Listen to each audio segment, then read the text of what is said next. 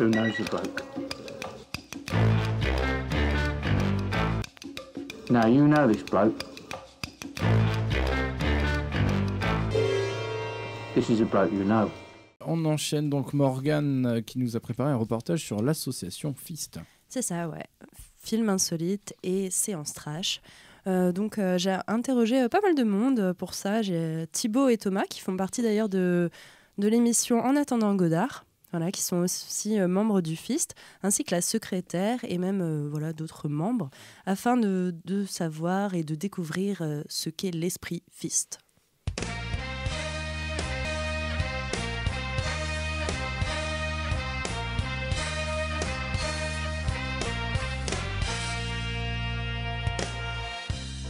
Alors bonjour, déjà je m'appelle Marie, je suis la secrétaire trésorière du FIST. Donc qu'est-ce que le FIST? Alors film insolite et séance trash, tout simplement.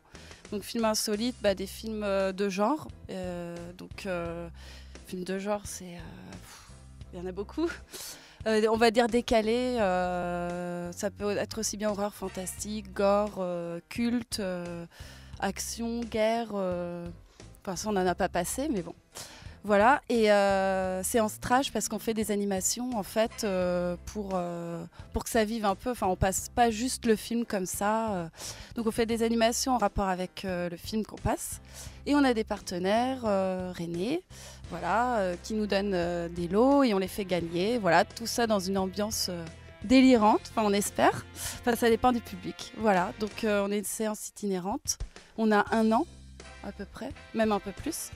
Voilà, c'était notre anniversaire en mars et là on va faire notre 5e séance, c'est ça? Donc on passe Calmos le 16 avril à 20h15 au Diapason, comme ça, voilà. Et pourquoi avoir choisi de défendre justement les films insolites? En fait, quand on s'est réunis la première fois autour de Marie, Gwen, Erwan, Thomas et d'autres gens... on s'est rendu compte qu'à Rennes, il y avait un petit déficit de salles et de projections de films, pour le coup, insolites.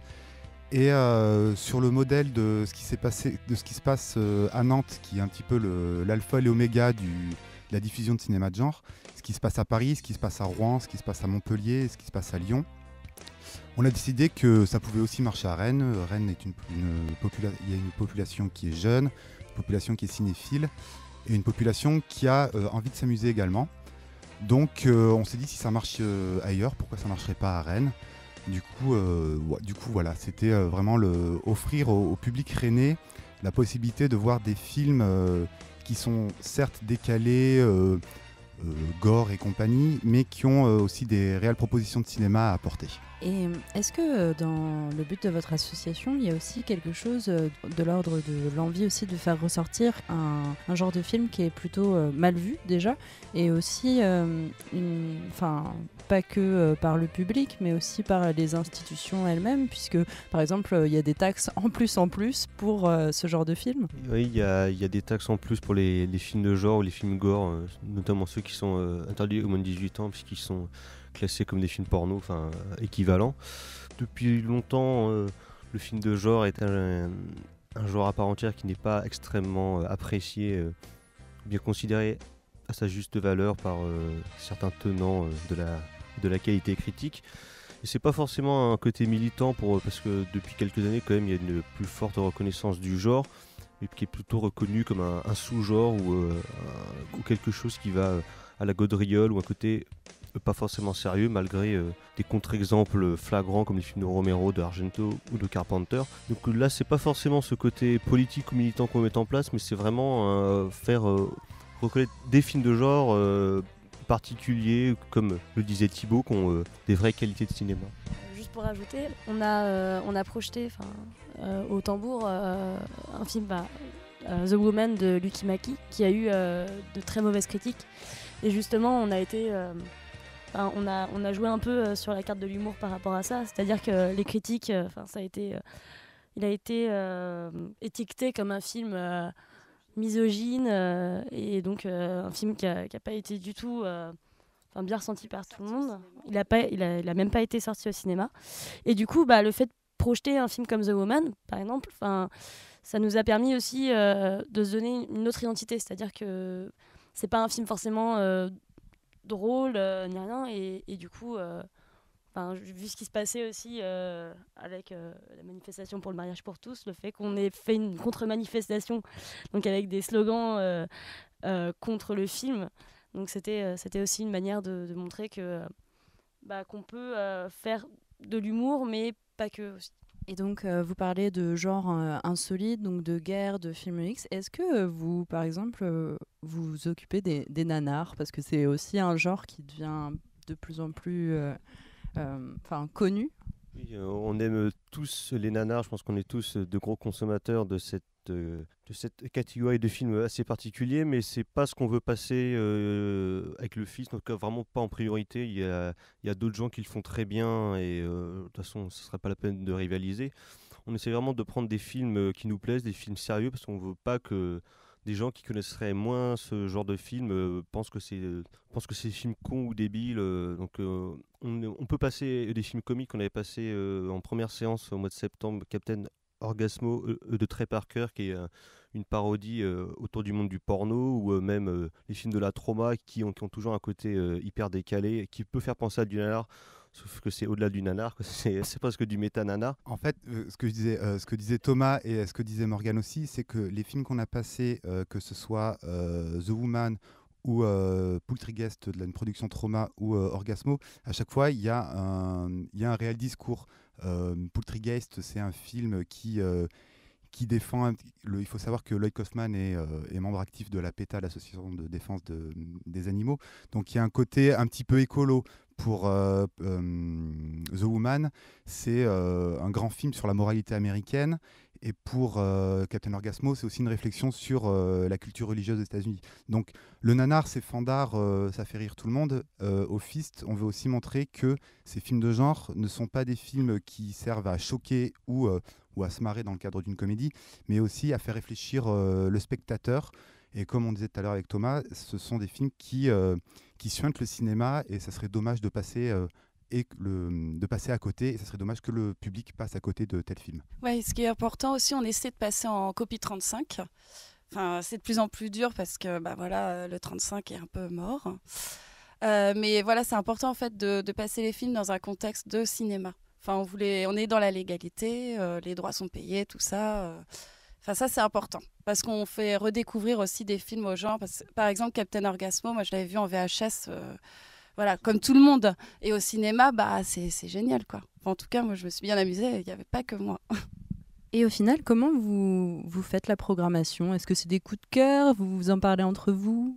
On a tous différentes envies. On a tous envie de passer des films qui nous tiennent à cœur, sauf que il y a un petit problème sur Rennes, c'est que certes c'est une grande ville, on a eu l'occasion de passer des films dans différentes salles, mais il n'y a pas assez de salles en fait. On est obligé on repasse un film au diapason, donc on va dire qu'on tourne un peu en rond au niveau des salles, et donc ça reste un problème. On a tous des envies de films qui nous tiennent à cœur, et donc on espère bien passer ces films. Ouais, après, pour le choix des films, on sait qu'on a tous des films en commun qu'on aurait envie de faire découvrir ou de montrer en salle, comme les films de la trauma ou The Woman, qui était un des premiers films qu'on avait envie de passer avec le Fist. Donc après, on discute des films qui seraient intéressants à passer, qui sont trouvables aussi, parce que c'est ça, les choses les plus dures, c'est d'avoir une copie, ce qui est, comme disait Marie, de moins en moins facile, parce qu'elles sont perdues, les mecs qui s'en occupent s'en foutent. Donc après, c'est une discussion autour de la séance qu'on voudrait, et de comment est-ce que le film est potentiellement trouvable. Oui, c'est ça. Pour rebondir sur tout ce qui a été dit, c'est on avait par exemple quelques envies. La copie est aux États-Unis par exemple, et pour une question de droit, elle est bloquée aux États-Unis, elle peut pas arriver en Europe. Donc il y a des problèmes comme ça. Comme disait Marie, on se refuse un maximum de passer du DVD ou du Blu-ray, parce qu'il n'y a pas ce côté un petit peu vintage, ce côté un petit peu organique qu'on peut trouver dans ce rapport au cinéma. Donc voilà, le choix de film se fait parfois par défaut, suivant les disponibilités, suivant la légalité, Et parfois on tombe sur des consensus. Par exemple, The Woman, c'était le consensus parfait, parce que c'est juste un chef-d'œuvre, je tiens à le répéter. Oui, par exemple, avec le festival Travelling, nous avait proposé donc de bosser ensemble. Et comme il faisait l'Écosse, voilà, on a passé un film qui se passe en Écosse, The Wicker Man, de Robin Hardy, et c'était le film culte. Les autres films qu'on a passés étaient moins cultes. Enfin là, c'était plus classique, mais comme il est complètement psychédélique, donc ça rentrait bien dans le cadre. Et par exemple, non, il n'y a pas d'autre exemple. Non. Nous, on aimerait bien travailler avec d'autres festivals, tout ça. Enfin, on est ouvert, mais c'est vrai que le gros problème, c'est les salles. Voilà. Si, pour Poultrygeist. C'était avec le festival Courmétrange, dans le cadre de la Nuit du Fantastique. Et donc là, on avait eu une fenêtre dans la Nuit du Fantastique à 4h du matin pour passer Poultrygeist, donc c'était assez apocalyptique. Et alors, donc, vous travaillez beaucoup en partenariat avec des festivals, mais à quand le Festival Fist ? Le festival. On y a pensé au détour d'un café et d'une bière. On n'a qu'un an d'existence, faut peut-être pas aller trop vite aussi en besogne. On va dire que ça nous trotte dans la tête. Mais voilà, après... Une double projection aussi, ce serait super, quoi. Genre, je sais pas, une soirée Argento, Diallo, ce serait pas mal ça. Mais bon, voilà, faut qu'on se renseigne, mais on a plein d'envie, ça c'est sûr. Et parlez-moi un peu plus donc, de la prochaine projection. Donc la prochaine projection du Fist, c'est bientôt, c'est demain, à 20h15 au Diapason, dans le cadre de Cinémaniacs. C'est donc un film français, et oui, un film français. C'est rare chez nous, mais oui, c'est un film français. Donc c'est Calmos de Bertrand Blier, avec Jean-Pierre Mariel et Jean Rochefort. Il y aura donc 2 concours. Donc venez, messieurs et mesdames, avec vos moustaches et avec des estomacs vides, surtout. Donc nous tenons aussi à remercier tout particulièrement nos partenaires, notamment Maison Copie, qui nous fait tous nos beaux fly et nos belles affiches à des prix défiant toute concurrence. Et donc en parlant de belles affiches, notre graphiste Melvin aka Série Z, qui fait des sérigraphies et des t-shirts, qui a un très beau site internet et qui nous fait toutes nos affiches qui sont toutes plus sublimes les unes que les autres, et aussi le logo du Fist, et notamment l'affiche de Calmos qui est incroyable. Voilà, donc je pense à un film à aller voir, voilà, un film de Bertrand Blier, Calmos, et en plus c'est gratos. Enfin voilà, je pense que ça va être sympa, tout simplement.